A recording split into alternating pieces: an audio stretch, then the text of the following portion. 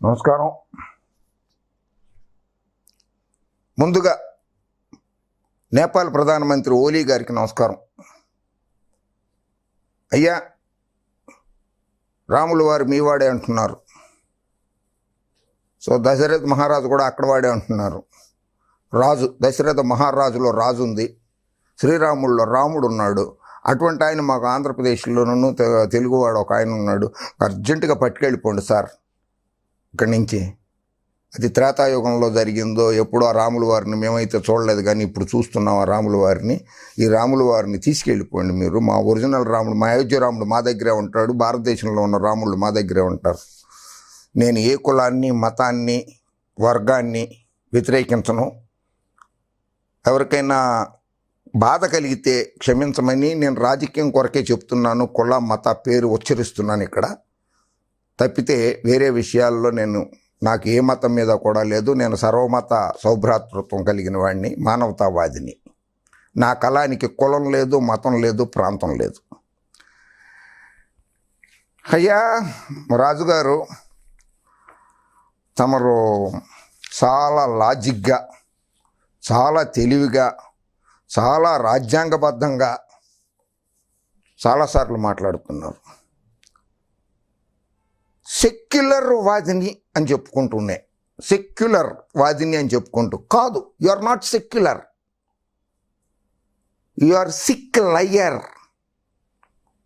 Sick liar అంటే అబద్ధాలు చెప్పే రోగం ఉన్న వాళ్ళని సిక్ లయర్ అంటారు వాళ్ళని. తిరుమల తిరుపతి దేవస్థానం చైర్మన్ వైవి సుబ్బారెడ్డి గారి సతీమణి స్వర్ణలత గారు జూలై 8వ తారీఖు నాడు వైఎస్ రాజశేఖర రెడ్డి గారి రోజు నాడు నివాళులు అర్పించడానికి వెళ్ళినప్పుడు తన సోదరి ఇచ్చినటువంటి బైబిల్ పుస్తకాన్ని పట్టుకున్నందుకు చాలా అభియోగాలు, చాలామంది పచ్చపిచ్చి గొట్టాలతో సహా, పచ్చపిచ్చి మీడియాతో సహా చాలామంది చాలా అభియోగాలు మోపుతున్నారు. ఇది విజయమ్మ గారు బైబిల్ పట్టుకున్న మాట వాస్తవమే, ఇక్కడ బైబిల్ పట్టుకున్న మాట వాస్తవమే. ఆమె తన సోదరి స్వర్ణలత గారికి ఇచ్చిన మాట కూడా వాస్తవమే. ప్రజాస్వామ్యంలో మీరు ఈ రోజునాడు ఈ రకంగా మాట్లాడుతున్నారు, ఈ రకంగా మాట్లాడగలుగుతున్నారు అని అంటే దానికి కారణం భారత రాజ్యాంగమే. సరే, మీకు ఒక విషయాన్ని గుర్తు చేస్తాను. రాజుగారు, మీరు చెప్పినట్లుగానో, చాలామంది చెప్పినట్లుగానో చాలా రకాలుగా వ్యాఖ్యానాలు చేశారు. మత గ్రంథాలని పట్టుకుంటాం తప్పన్న విధంగా. అంటే భారత రాజ్యాంగంలో ఇతర మతాలను ద్వేషించమని ఎక్కడ చెప్పలేదు. డాక్టర్ అంబేద్కర్ గారి నేతృత్వంలోని రాజ్యాంగ నిపుణులు రాసిన దాంట్లో ఇతర మతాలని కించపరచమని లేదు. ఈవెన్ బ్రిటిషర్స్, ఎవరు తెల్ల దొరలు, మొట్టమొదటి world war, first world war 28 July 1914 నుంచి 11 నవంబర్ 1918 వరకు జరిగింది. అప్పుడు పుట్టలేదు మీరు రాజుగారు, మీరు చూసి ఉండరు. నేను కూడా చూడలేదు, మా నాన్నగారు కూడా చూడలేదు. కానీ మీకు చూపించాల్సిన పరిస్థితి నాకు వచ్చింది కనుక చూపిస్తున్నాను. మీకు భారత రాజ్యాంగం కల్పించిన హక్కుల్ని ఈ రోజునాడు మీరు వాడుకుంటున్నారంటే, ఇటువంటి సైనికులు మత గ్రంథాన్ని నెత్తిన మోసుకుని ప్రపంచ యుద్ధంలో పాల్గొన్నారు.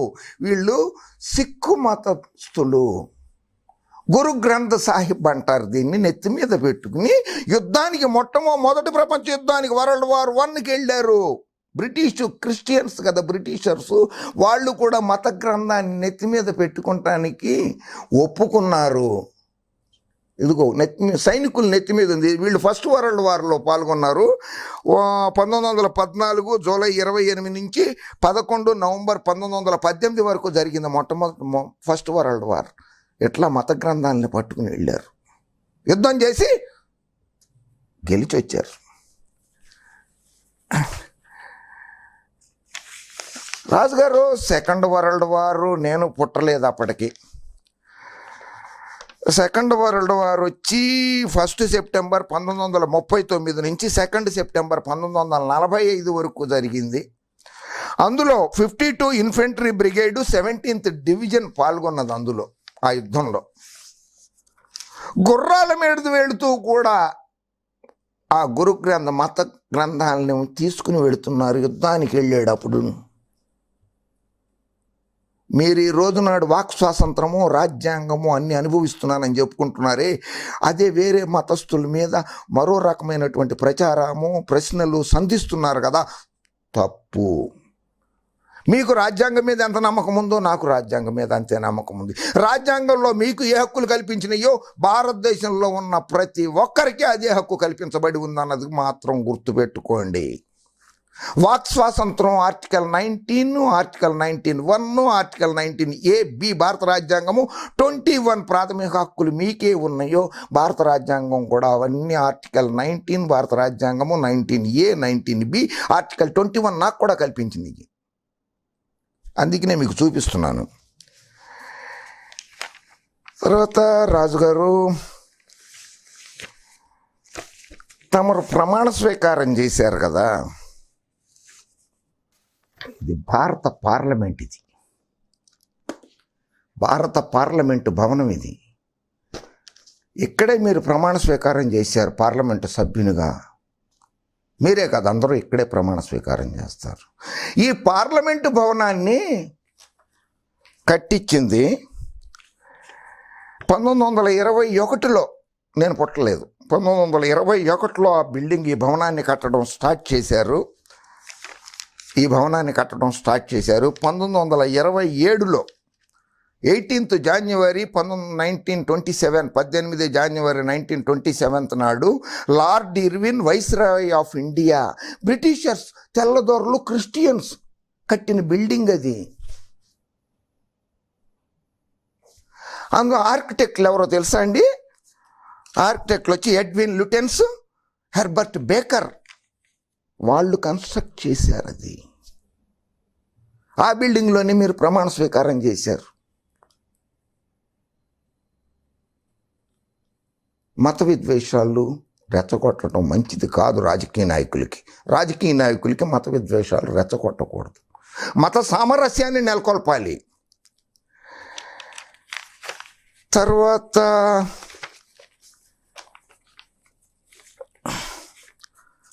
మీరు మరి మాట్లాడారు చాలా. అందులో మీ దగ్గరికే వస్తాను. మత గ్రంథాలు పట్టుకున్నంత మాత్రాన మీ దగ్గరికే వస్తాను. మీరు కూడా 1, 2, 3 పార్టీల ముందు భారతీయ జనతా పార్టీలో ఉన్నారు. ఆ తర్వాత తెలుగుదేశం పార్టీలోకి వచ్చారు. బాబు గారి నేతృత్వంలోని తెలుగుదేశం పార్టీలోకి వచ్చారు. మళ్ళీ ఆ తర్వాత వైఎస్ జగన్మోహన్ రెడ్డి గారి నేతృత్వంలోని యువజన శ్రామిక రైతు పార్టీలో చేరారు. వైఎస్ఆర్ కాంగ్రెస్ పార్టీలో చేరారు.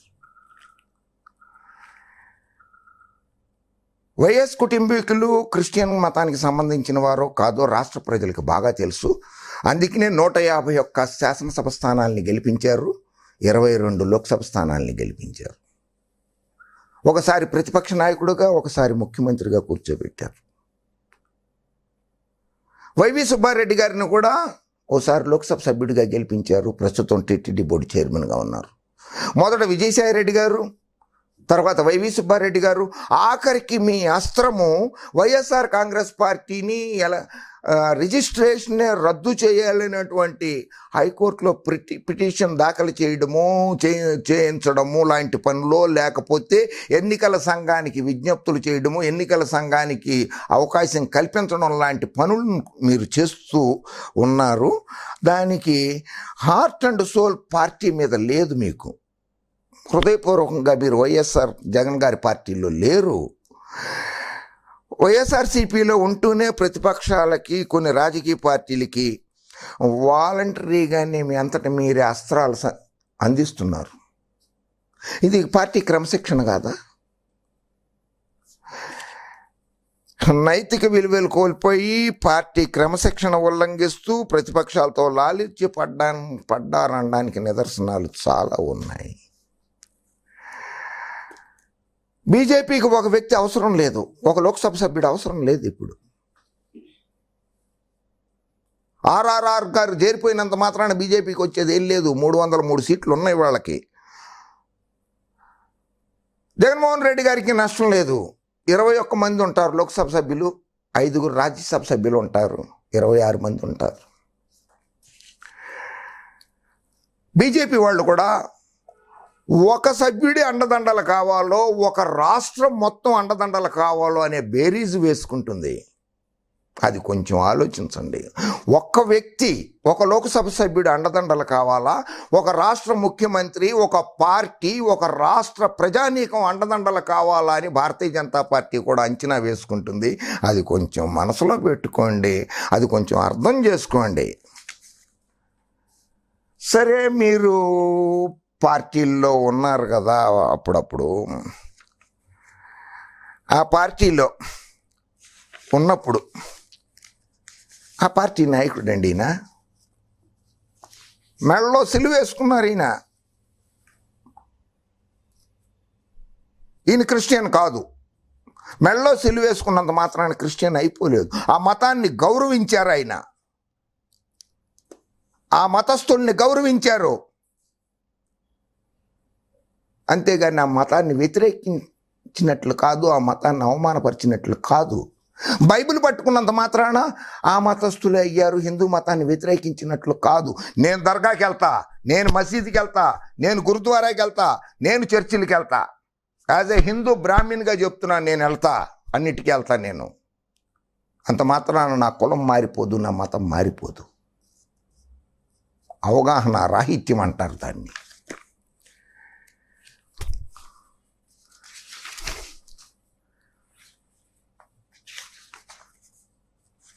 Appeasement resurrected.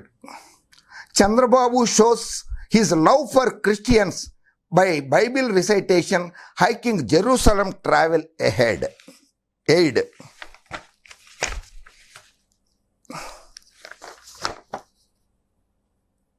నేను చెప్పట్లేదండి, ఇది పత్రికల్లో ప్రింట్ అయింది, చూపిస్తున్నాను మీకు.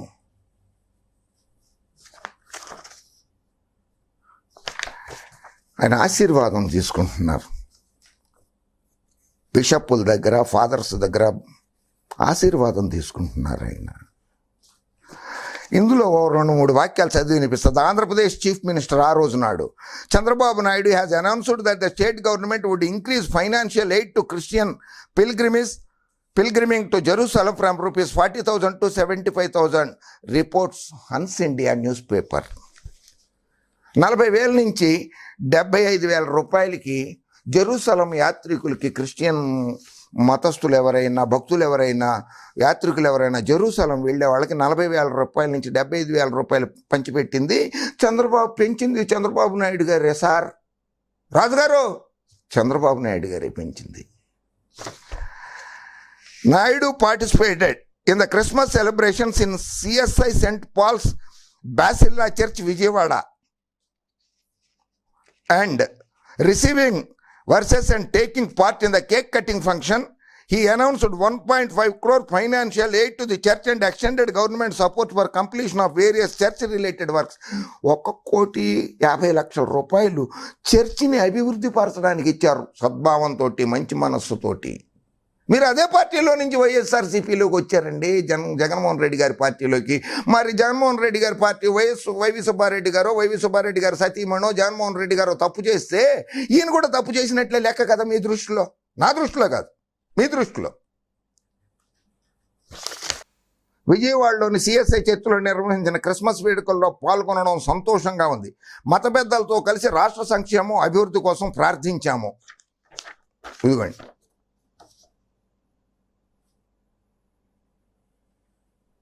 బాగుంది కదా. అటువంటి పార్టీలో నుంచి మీరు వచ్చారు. అప్పుడు మీకు తెలియలేదా ఈయన క్రిస్టియన్ మతాన్ని ప్రోత్సహిస్తున్నాడు? కాదు, ప్రోత్సహించట్లేదు, ఈయన మత సామరస్యం నెలకొల్పాడు అన్నాడు కదా. అట్లాగే జగన్మోహన్ రెడ్డి గారు, వైవి సుబ్బారెడ్డి గారు మత సామరస్యం నెలకొల్పుతున్నారని మీకు అర్థం కాలేదా?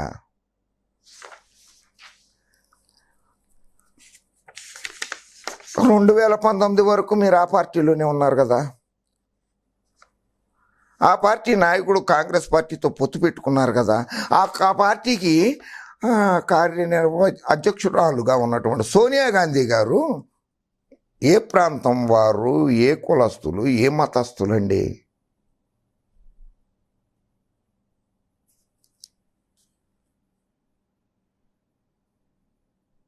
బాగుంది కదా. ఆ పార్టీల్లో మీరు ఉన్నారు, చాలా సంవత్సరాలు ఉన్నారు.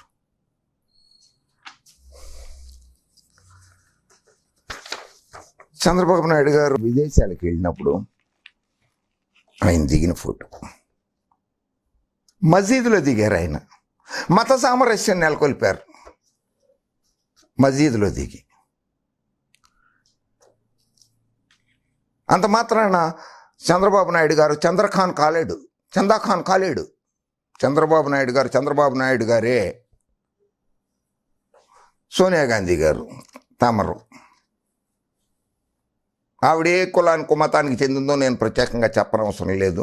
మీరు బాగా తెలిసిన వారు, ప్రపంచ నాలెడ్జ్, మీకు జనరల్ నాలెడ్జ్ బాగా ఉంది, ప్రపంచ నాలెడ్జ్ బాగా ఉంది, రాజ్యాంగం మీద పట్టుంది మీకు. చంద్రబాబు నాయుడు గారు స్కల్ క్యాప్ కూడా పెట్టుకున్నారండి ఇక్కడ, చూశారు కదా. బాగున్నారు కదా, చాలా చక్కగా ఉన్నారు. ముస్లిం మత పెద్దలతో ఉన్నారు, ముస్లిం మతాన్ని కూడా గౌరవించారు. క్రిస్టియన్ మతం అయిపోయింది, ముస్లింలు కూడా గౌరవించారు. రాజ్యాంగం మీద ఈయనకున్నటువంటి విశ్వాసము చంద్రబాబు నాయుడు గారు హైదరాబాదులో ఇఫ్తార్ విందులో పాల్గొన్నారు, నాంపల్లి ఎగ్జిబిషన్ గ్రౌండ్స్లో పాల్గొన్నప్పుడు. చూడండి ఎలా కట్టుకున్నారో, తలకి కూడా అరబ్ షేక్ లాగా కట్టుకున్నారు. చాలా బాగున్నారు కదా. మత సామరస్యం నెలకొల్పారు. బాబు గారు, రాజుగారు మీరు చూడండి, రాజుగారు మీకు చెప్తున్నాను, మీరు చాలా విజ్ఞులు, రాజకీయం మీద పట్టున్నవారు, మీరు రాజ్యాంగం మీద పట్టున్నవారు. నేను పచ్చగొట్టాలి పిచ్చగొట్టాలి లాంటి వాడిని మాత్రం కానే కాదు. ప్రశ్నకి సూటిగా సమాధానం చెప్పగలుగుతా, అమ్ముడు పోయిన వాడిని కాదు.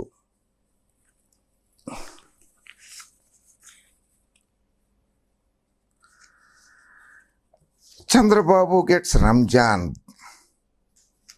చూశారు కదా. మత సామరస్యం నెలకొల్పడం అంటే అది. కులాల మధ్య, మతాల మధ్య చిచ్చు పెట్టడం కాదు. విదేశాలకు వెళ్ళినప్పుడు ఆయన మసీద్కి వెళ్ళారు, చూడండి చక్కగా, ఎంత చక్కగా ఉన్నారు ఆయన. ఆ పార్టీలో మీరున్నారు. కేక్ కట్ చేస్తున్నారు, క్రిస్మస్ కేక్ కట్ చేస్తున్నారు బాబు గారు ఫారిన్లో మసీద్కి వెళ్ళినప్పుడు. ఇవేమీ దొంగ ఫోటోలు కావు, మ్యానిపులేటెడ్ ఫోటోలు కావు, ఫ్యాబ్రికేటెడ్ ఫోటోలు కావు, ఇవన్నీ ఒరిజినల్ ఫొటోసే.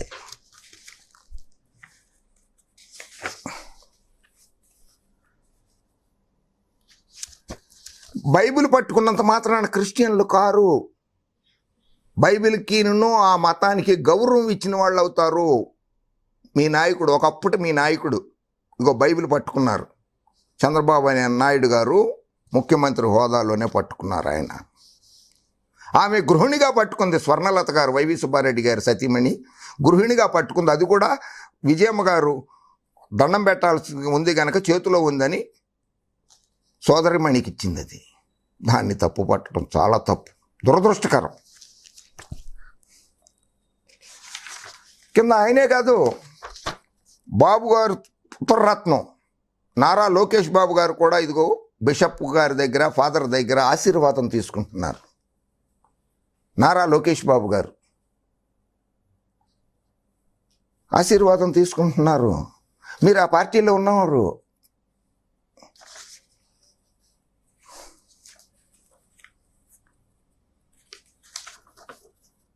మత పెద్దలకి కేకు తినిపిస్తున్నారు. సిలువ ఉన్నటువంటి దాని మీద నుంచి ఆయన చర్చిలో క్రిస్టియన్ భక్తులను ఉద్దేశించి, మతస్థులను ఉద్దేశించి వారి బాగోగుల గురించి, వారి సంక్షేమం గురించి ప్రసంగించారు. ఇక్కడ మీరు ఆ పార్టీలోనే ఉన్నారు. అంత మాత్రాన చంద్రబాబు నాయుడు గారు క్రిస్టియన్ కారు. వైవి సుబ్బారెడ్డి గారి సతీమణి క్రిస్టియన్ మతాన్ని ప్రోత్సహిస్తున్నారు. ఏంటది? యాంటీ కన్వర్షన్ లాని తీసుకురావాలా? అబ్బో, భారత రాజ్యాంగంలో ఏం రాసి ఉందండి? రాజ్యాంగం గురించి బాగా మాట్లాడతారు. నేను ఏ మతంలో అయినా ఉండొచ్చు, నేను ఏ మత ప్రార్థనలు అయినా చేసుకోవచ్చు అని చెప్పి ఉంది కదా. అటువంటిప్పుడు ఒక మతాన్ని వ్యతిరేకిస్తూ నువ్వు ఆ మతంలో చేరకూడదనో ఆ మతంలో ఉండకూడదనో చేటువంటి చట్టాన్ని తీసుకురావడం భారత రాజ్యాంగాన్ని తొంగలో తొక్కినట్లా లేకపోతే సప్త సముద్రాల్లో తొక్కినట్లా? సమాధానం చెప్పగలరా మీరు నాకు? ఇదిగో బైబిల్ చదువుతున్నారు బాబు గారు, ముఖ్యమంత్రి హోదాలో బైబిల్ చదువుతున్నారంటే బైబిల్కి గౌరవం ఇచ్చారు, క్రిస్టియన్ మతానికి గౌరవం ఇచ్చారు. మీరు అదే పార్టీలో ఉన్నారు. అదే దృక్పథాన్ని వైఎస్ఆర్ పార్టీలో కూడా కొనసాగించాల్సింది, మత సామరస్యాన్ని నెలకొల్పాల్సింది.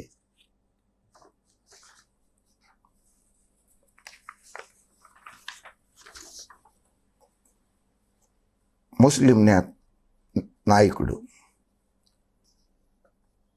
బిషప్ దగ్గర ఆశీర్వాదం తీసుకుంటున్న బాబు గారు, బైబిల్ చదువుతున్న బాబు గారు,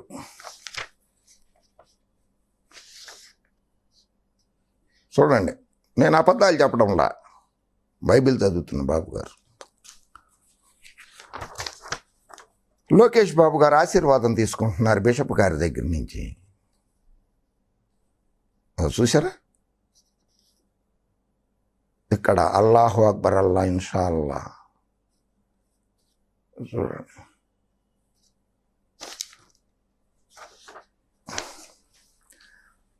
అమ్మయ్యా, ఒక ఘట్టం అయింది. రెండో ఘట్టానికి వద్దాం. తమరు ముందున్నారు కదా, భారతీయ జనతా పార్టీ, బీజేపీ. ఆ పార్టీ అధినాయకులు, ప్రధానమంత్రి గారు, సాక్షాత్తు ఈ దేశ ప్రధానమంత్రి గారు కూడా మత విశ్వాసాలకి గౌరవం ఇస్తూ, మతాలన్నిటికీ కూడా గౌరవం ఇస్తున్నారు. ఆయన కూడా శ్రీలంక వెళ్ళినప్పుడు 2018లో ఐకానిక్ చూలియా మాస్క్ సందర్శించారు. ఇదిగోండి, నరేంద్ర మోడీ గారు మసీదులో. అంత మాత్రం నరేంద్ర మోడీ గారు హిందూ కాకుండా పోరు, ఆయన కట్టర్ హిందూ. నరేంద్ర మోడీ గారు మత సామరస్యాన్ని పెంపొందించడం కోసం మానవతావాదిగా మసీదుకి వెళ్ళారు ఆయన. ఇదిగో,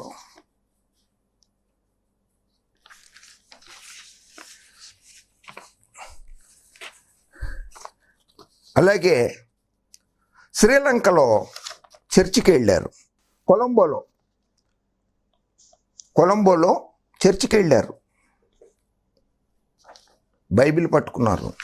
చూడండి, ఆయన అక్కడ ఫోటోలు, ఆ చర్చి మీద టెర్రరిస్టులు, ఉగ్రవాదులు దాడి చేశారు. ఆ తర్వాత మళ్ళీ అది కట్టారు. దాని మీద ఆ ఉగ్రవాదులు దాడి చేసినటువంటి ఫోటోలు అవన్నీ చూపిస్తుంటే బిషప్లు, మత పెద్దలు చూస్తున్నారు. అంత మాత్రాన నరేంద్ర మోడీ గారు క్రిస్టియన్ కాడు. మత సామరస్యం ఉండాలి అని చెప్పి సదుద్దేశంతో, సద్భావంతో వెళ్ళారు.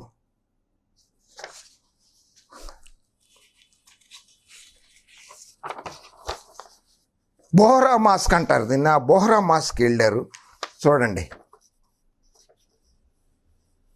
భారతీయ జనతా పార్టీ అగ్రనేత, భారతదేశ గౌరవ ప్రధానమంత్రి గారు ముస్లింల వేషధారణంలో ఎంత బాగున్నారో చూడండి, ఎంత చక్కగా ఉన్నారో, ఎంత అందంగా ఉన్నారో చూడండి ప్రధానమంత్రి గారిని. ఆయన చూడండి ఒకసారి. పెద్దవాళ్ళ దగ్గర చూసి నేర్చుకోవాలండి రాజుగారు. మత విశ్వాసాలని గౌరవించడము, ఇతర మతాలని ప్రోత్సహించడము, ఇతర మత పెద్దల దగ్గర ఆశీర్వాదాలు తీసుకుంటాము అనేటువంటిది చెయ్యాలి రాజుగారు. చూడండి, సాక్షాత్తు ప్రధానమంత్రి గారే బోహ్రా మాస్క్ వెళ్ళినప్పుడు. ఇది జకార్తా, ఇండోనేషియా వెళ్ళారు ప్రధానమంత్రి గారు, నరేంద్ర మోడీ గారు. గౌరవంతో మత సామరస్యాన్ని కాపాడడం కోసము అక్కడ కూడా మసీద్కి వెళ్ళారు. 30th జూన్ 2018 నాడు జకార్తాలో ఉన్నటువంటి మసీదులో చేశారు ఆయన ప్రార్థన. అంత మాత్రం నరేంద్ర మోడీ గారు ముస్లిం కారు, ఆయన హిందూనే.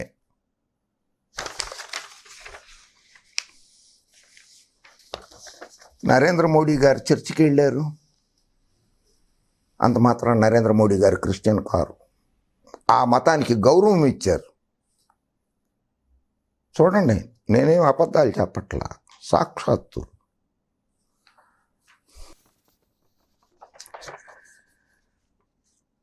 Church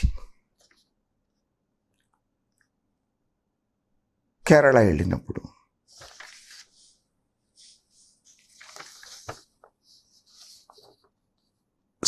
cent Mary's church ఎలక్కాడ్, Kerala వెళ్ళినప్పుడు ఆ చర్చ్ సందర్శించారు. ఇది మత సామరస్యం నెలకొల్పడం అంటే. మత విశ్వేషాలని రాజకీయ నాయకులు కానీ, అధికార పదవులు అనుభవిస్తున్న వారు కానీ, రాజ్యాంగం మీద ప్రమాణ స్వీకారం చేసిన వాళ్ళు కానీ కుల మతాల మధ్య చిట్టు పెట్టకూడదు. అలా పెడితే సభ్యత్వాలు రద్దవుతాయి అని చెప్పి రాజ్యాంగమే చెప్పింది. రాజ్యాంగం చెప్పింది సభ్యత్వం రద్దవుతుందని. ఇందాక చూపించాను, మర్చిపోయాను. సిక్కు మతస్థులు వాళ్ళ గ్రంథానికి దండం పెట్టుకుని యుద్ధానికి వెళ్తున్నారు, గన్ను పెట్టుకుని. గురు గ్రంథ అంటారు దాన్ని. మసీదులోకి వెళ్ళారు. మసీదు పెద్దలు ఆయనకి, నరేంద్ర మోడీ గారికి సన్మానం చేస్తున్నారు. నరేంద్ర మోడీ గారు మత పెద్దలను ఉద్దేశించి ప్రసంగిస్తున్నారు.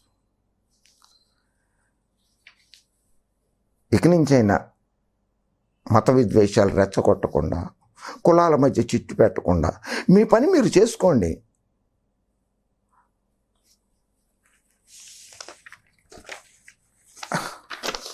బాబ్రీ మసీద్ విధ్వంసం చేసిన పార్టీలో మీరున్నారు. రామ మందిరం కట్టలేని పార్టీలో మీరున్నారు కొంతకాలము. బాబ్రీ మసీద్ని విధ్వంసం చేసిన పార్టీలో ఉన్నారు. రామ మందిరం కట్టలేని పార్టీలో కూడా మీరున్నారు కొంతకాలం. సరే రాజుగారు, రాజ్యాంగం గురించి బాగా తెలుసు మీకు.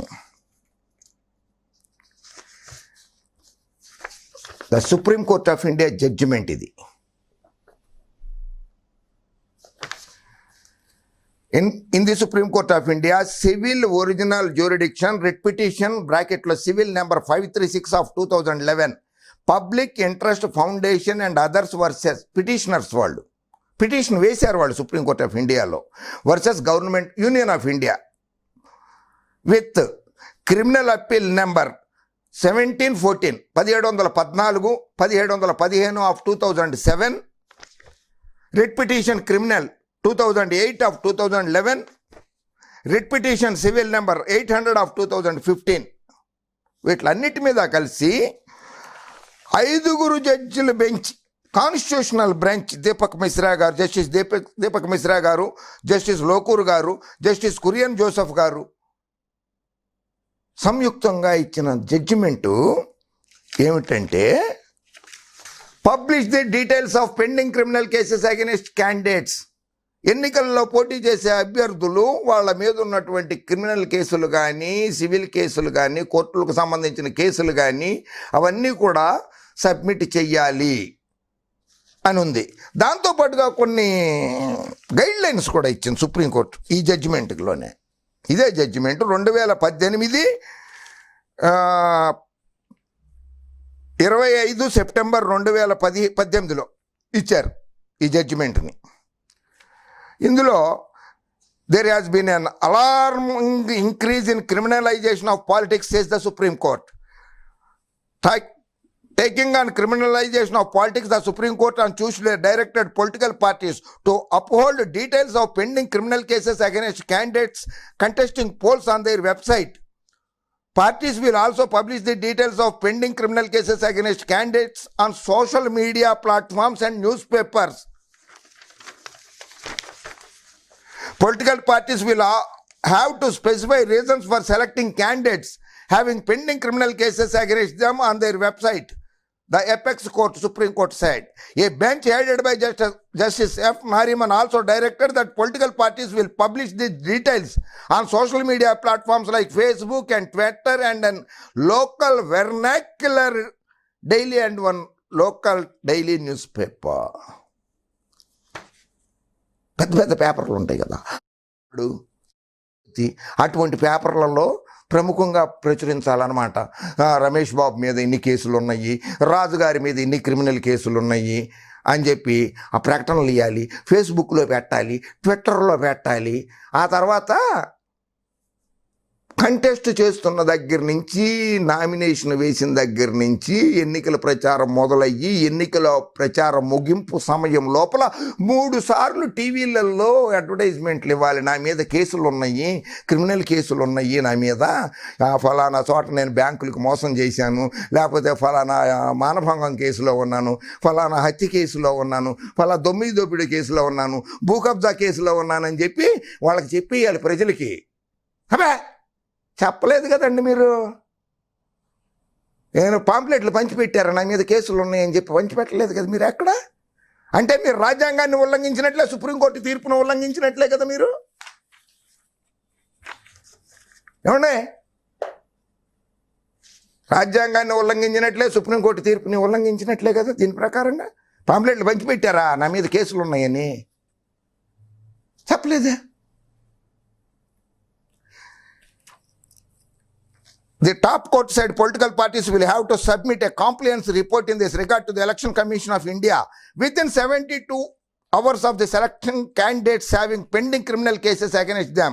It directed that the Election Commissioner shall bring it to the notice of the Supreme Court in case of failure of political parties to comply with its directions.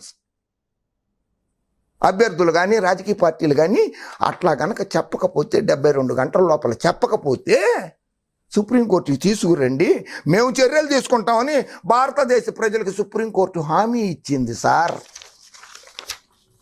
భారతదేశ ప్రజలకి సుప్రీంకోర్టు హామీ ఇచ్చింది. దొరికారు, బాగా దొరికిపోయారు ఇప్పుడు.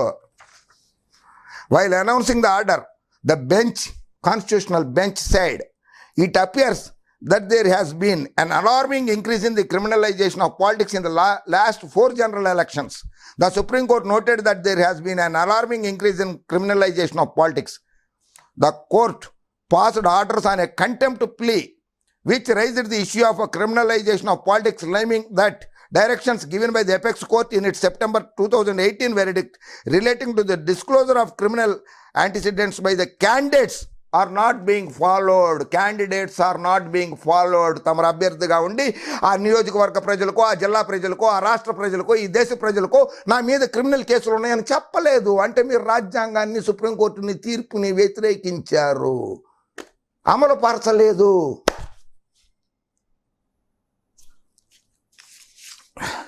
సుప్రీంకోర్టు జడ్జిమెంట్, ఆ జడ్జిమెంట్లో ఇచ్చింది అభ్యర్థులు కూడా మా మీద కేసులు ఉన్నాయని చెప్పి నియోజకవర్గ ప్రజలకి, పార్టీలకి, ఎలక్షన్ కమిషన్కి, సుప్రీంకోర్టుకి అందరికీ తెలియపరచాలి అని. Writ petition number 536 of 2011, criminal appeal number 1714 and 1715 of 2007, writ petition criminal 2008 of 2011 and writ petition civil number 800 of 2015. ఆ తీర్పు చెప్పింది.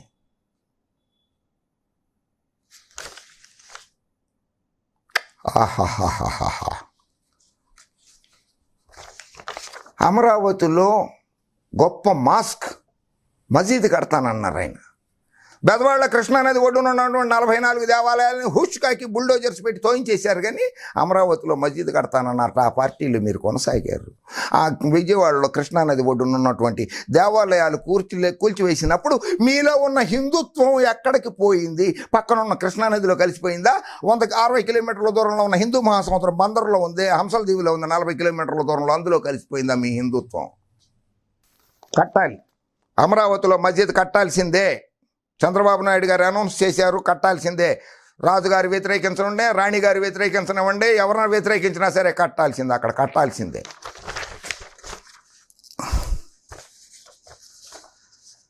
హిస్టారిక్ మ్యాగ్నిఫిషియంట్ మక్కా మసీద్ can Andhra Pradesh capital Amaravati afford not to have one? హైదరాబాద్లో మక్కా మసీద్ ఉంది, అటువంటిది అమరావతిలో ఉండకూడదా? మీరు మెచ్చుకుంటున్నా ప్రస్తుతం కూడా మెచ్చుకుంటున్నా, గతంలో మెచ్చుకున్న పార్టీ అధినేత చంద్రబాబు నాయుడు గారు అన్నది. Guntur, Nellore, Vijayawada, Rajahmundry, Visakhapatnam have some ancient marks but none of them could match the grandeur and historic significance of Mecca Masjid and several other mosques in Hyderabad. హైదరాబాద్లో ఉన్నటువంటి మసీదులు లేవు గనక నేను అటువంటి మసీదులు కట్టదలుచుకున్నాను అని చెప్పి బాబు గారు చెప్పారు. CRDA Commissioner C.H. Sridhar said that in the administrative city of the Secretariat and the departmental headquarters building will be ready by January 15, 2021. As part of this, there will be a 4 grounds plus storage towers estimated 932.4 crores అని చెప్పారు. మసీదు కట్టడానికి కూడా చంద్రబాబు గారు స్థలం కేటాయించారు.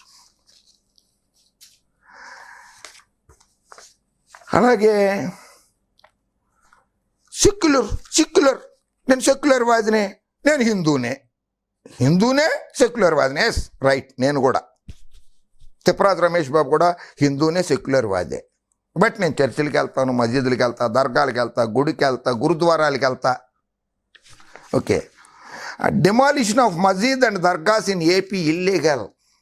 అసదుద్దీన్ ఓవైసీ గారు గౌరవ లోక్సభ సభ్యులు, హైదరాబాద్ లోక్సభ నియోజకవర్గానికి. అరే మీరు మెచ్చుకున్నారే బాబు గారిని. ఆ బాబు గారు ఉన్నప్పుడే హిందూ దేవాలయాలనే కాదు మసీదుల్ని, దర్గాలని కూడా కూల్చేశారటండి బాబు.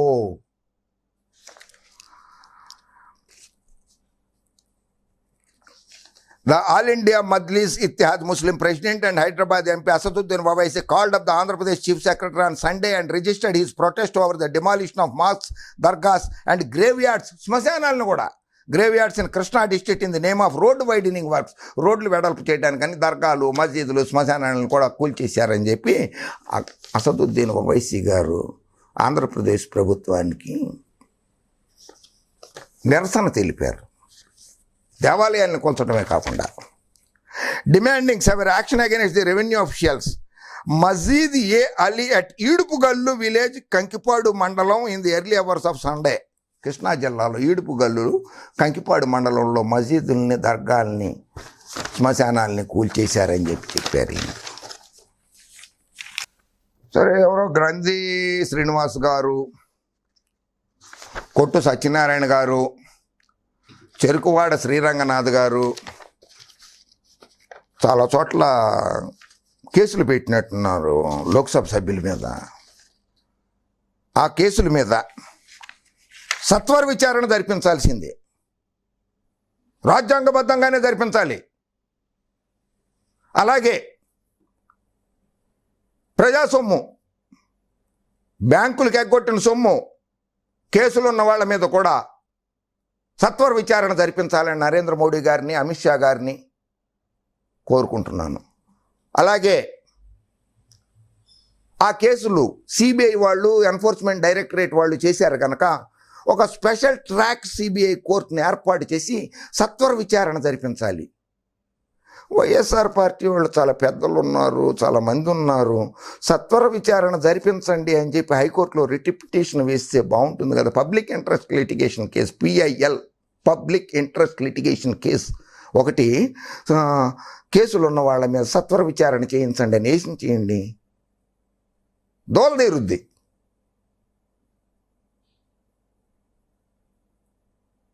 కనుక హక్కులు అనేవి మీ ఒక్కళ్ళకే కాదు, అందరికీ ఉంటాయి. మతం మీ ఒక్కరికే కాదు, మతం అందరికీ ఉంటుంది. మత సామరస్యాన్ని గౌరవించండి, కాపాడండి. కుల మతాలని గౌరవించండి, కాపాడండి. రాజ్యాంగబద్ధంగానే నడుచుకోండి. మీకు పార్టీ మారాలనుకున్నప్పుడు మీ స్వేచ్ఛ, మీకు ఆ హక్కు ఉంది. మారాలనుకుంటే మారండి. కానీ కుల మతాల మధ్య చిచ్చు పెట్టో, ఆరోపణలు చేసో కాదు. యువకుడు, మీకంటే వయసులో చిన్నవాడు వైఎస్ జగన్మోహన్ రెడ్డి గారు ప్రభుత్వాన్ని సాఫీగానే నడుపుతున్నారని ప్రజలు అంటున్నారు. అతనికి మీరు మంచి సలహాలు ఇవ్వండి. మీరు మంచి సలహా ఇచ్చారు, తిరుమల తిరుపతి దేవస్థానం భూములు అమ్మకం జరపకూడదని. ఆ జీవోలన్నీ మీరు ఆ తెలుగుదేశం పార్టీలో ఉన్నప్పుడు నారా చంద్రబాబు నాయుడు గారు ఇచ్చినవే. దాన్ని అమలు చేద్దాం అనుకుంటే మీరు వద్దన్నారు. జగన్మోహన్ రెడ్డి గారు ఆపేశారు, దాన్ని జీవో ఇష్యూ చేసి అమ్మద్దు అని చెప్పేశారు. మీకు గౌరవం ఇచ్చారు కదా, గౌరవం ఇవ్వలేదని అంటారు ఎందుకు మీరు? కనుక ఇక నుంచి జాగ్రత్త, మత సామరస్యం లేకుండా శాంతి భద్రతలకు విఘాతం కూడా కల్పించకండి. భారత రాజ్యాంగం మీద ప్రమాణ పూర్తిగానే ఉండండి. జై హింద్.